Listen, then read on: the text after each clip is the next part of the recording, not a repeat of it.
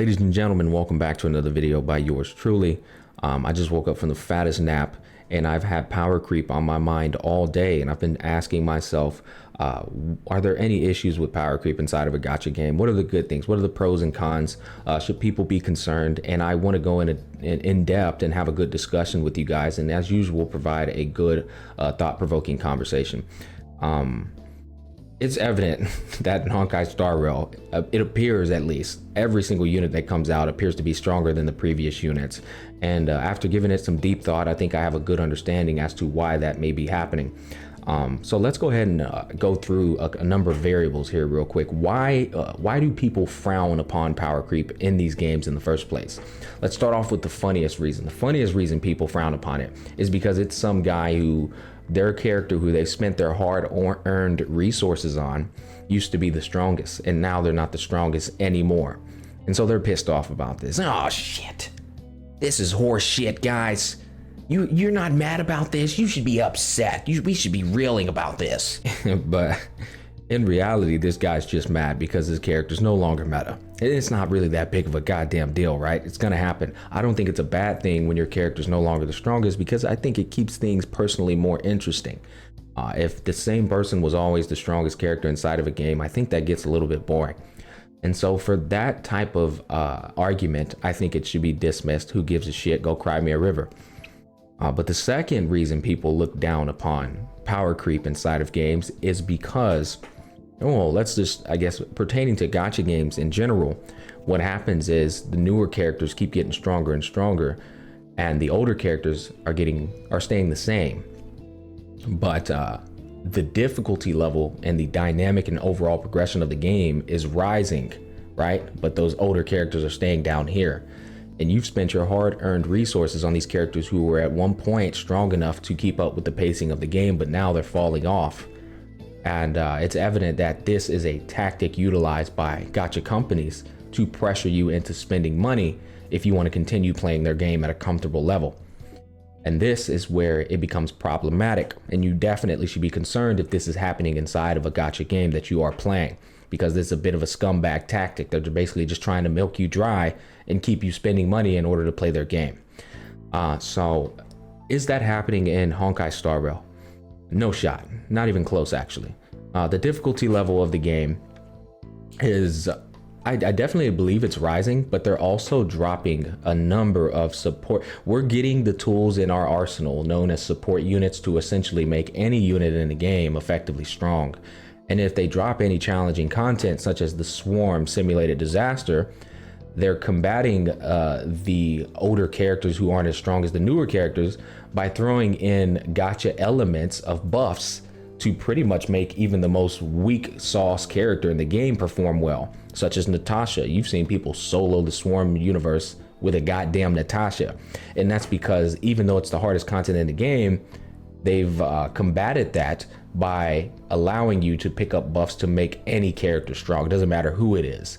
The Memory of Chaos, you've seen people zero cycle with a goddamn Herta, and that is evidence of support characters are the ones that really run the show. So it doesn't matter if newer characters are becoming stronger and stronger and stronger, when in reality, the difficulty of the game, the baseline difficulty threshold, is still at a level where any character in the game is going to pop off.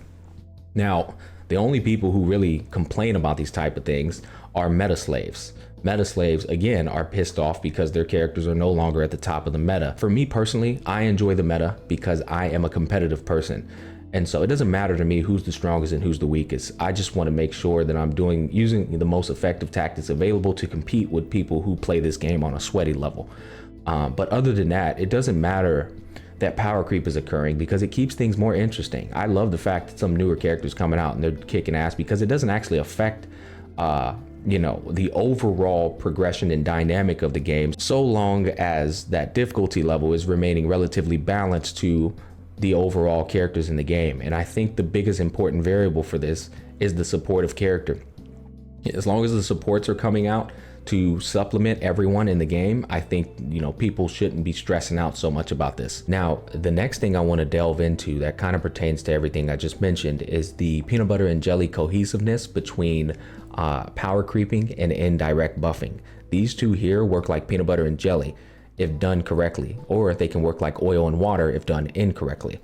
The coolest thing about them though, and I think Hoyoverse has mastered this concept, and it's a reason why they're on the top and they're profiting so much.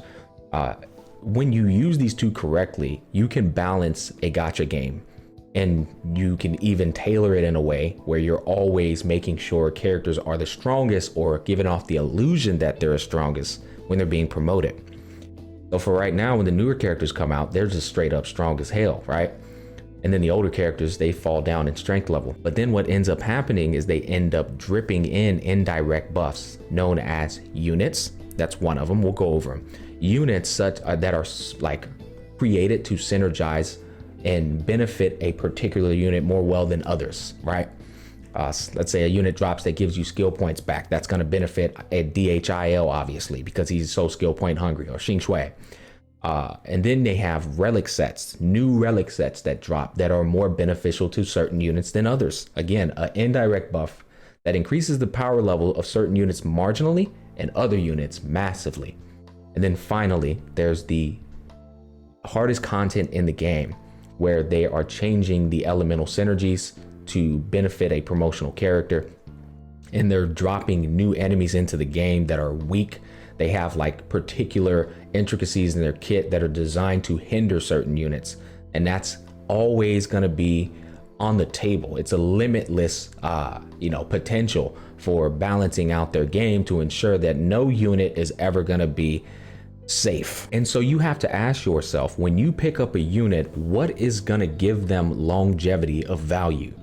I can tell you right now, DPSs are always the first expendable units to drop down in value, because they have no value outside of doing DPS, and there's always ways to indirectly nerf them just as much as there's ways to indirectly buff them. Hell, case in point, while we're on the topic, let's say they start dropping in units, support units for that matter, that are generating skill points to your team, and thus removing the most high sought out value in a character right now, skill point positivity. That's like what we look for in every character in today's Honkai Star Rail. But down the line, they start dropping units who are generating skill points. Now the most sought out units are going to be the potentially least sought out units. And that's going to flip things upside down, and boy, is it going to stir that pot for Blade mains, Jing Liu mains, Ting Yun, who I thought was not going to be power creepable, which I don't think she still ever will be. But you get what I'm trying to say. They can always implement in a indirect nerf or buff to completely change up the game, and you can't be mad. You know why? You're playing a gacha game, for crying out loud, people. Like my boy Necrit said, you can't walk inside of a liquor store and not expect liquor, ladies and gentlemen. Come on, it's gonna happen. This is the gacha industry, and you got to expect these things. Overall, is there cause for concern with power creep? No, I don't think there is, at least not on a level of the majority of people that play this game. Meta, yeah, and there always will be, and I think there's no problem with it on a meta level in a gacha game.